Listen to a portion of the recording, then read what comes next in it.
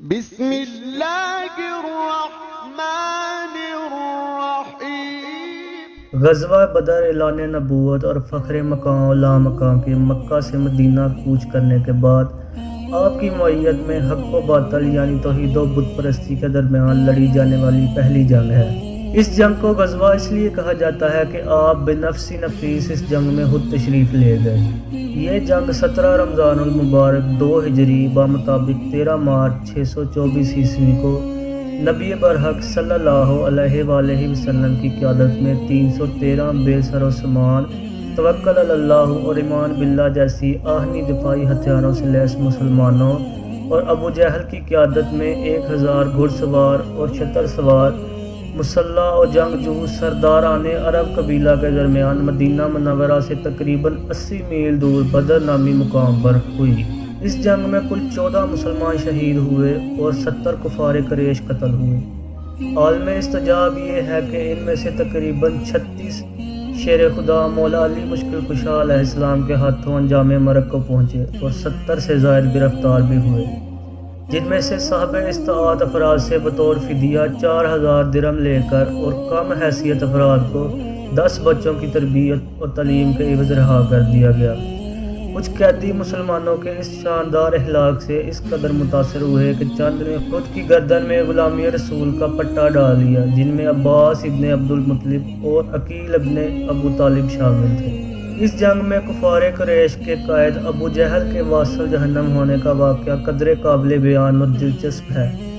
واقعہ اس طرح ہے کہ جب فریقین کے درمیان گھمسان کی لڑائی عروج پر تھی، تبھی انصار کے 2 کم عمر بچے معاذ بن عمر بن جموع اور معاذ بن عفر حضرت عبد الرحمن بن عوف کے پاس آئے اور کہا کہ چچا آپ ابو جہل کو پہچانتے ہیں، وہ کہاں ہے؟ ہم نے سنا ہے کہ وہ رسول خدا صلی اللہ علیہ وآلہ وسلم کی شان میں گالیاں بکتا ہے۔ اس پاک ذات کی قسم جس کے قبضہ قدرت میں میری جان ہے،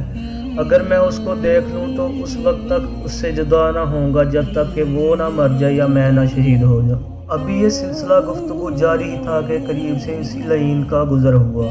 آپ نے اس کی طرف اشارہ کرتے ہوئے بتایا کہ وہ دیکھو تمہارا مطلوب راہ مفر کی تلاش میں کوشاں ہے۔ اشارہ پا کر ان 2 بچوں نے اسے گرفت میں لینے کے لیے اس کے گھوڑے پر حملہ کر دیا اور اسے قدموں تلے لے آئے، اور قریب تھا کہ وہ ان بچوں کے ذریعے عبرتناک انجام کو پہنچے، لیکن عین اسی وقت ابو جہل کے لڑکے اکرمہ بن ابی جہل نے معاذ بن عمر کے کندھے پر ایسا وار کیا کہ بازو لٹکنے لگا۔ باہمت نوجوان نے بازو کو راستے میں حائل ہوتے دیکھا تو پاؤں کے نیچے لے کر اسے الگ کر دیا اور ایک ہی ہاتھ سے اپنے شکار پر حملہ کر دیا۔ اتنے میں معاذ بن عفرہ کے بھائی معوذ وہاں پہنچے اور انہوں نے ابو جہل کو ٹھنڈا کر دیا اور عبداللہ بن مسعود نے اس کا سر تن سے جدا کر دیا۔ جانتے ہیں یہ شاندار جیت عقل مقدار ہونے کے باوجود مسلمانوں کو کیوں نصیب ہوئی اور کفار مکہ لشکر جرار رکھتے ہوئے آخر کیوں ہزیمت سے دوچار ہوئے؟ بس اسی لیے کہ کافروں کی نخوت و غرور سرکشی کے مقابلے میں مسلمانوں کو اپنے ظاہری اسباب، اپنی آہنی تلوار اور دفاعی زرہ بختر سے زیادہ اللہ تعالیٰ کی ذات، اس کی مدد اور رسول کریم صلی اللہ علیہ وآلہ وسلم کے ارشاد حق پر بھروسہ تھا، جس کی وجہ سے وہ کامیابی سے ہمکنار ہوئے۔ ہاں، اگر وہ اپنی تعداد قلیل دیکھ کر رحمت الہی سے مایوس و نامود ہو جاتے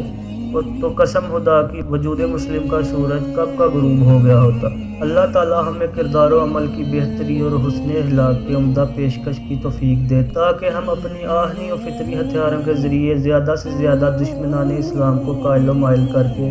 راہ رشد و ہدایت کا مسافر بنا سکیں۔ دعا گوں کہ اللہ تعالیٰ شہدائے شریکان بدر کے درجات بلند فرمائے اور ہمیں اپنی بقیہ زندگی ان کے روشن خیالات و کاوشات کے مطابق گزارنے کی توفیق عطا فرمائے۔ آمین۔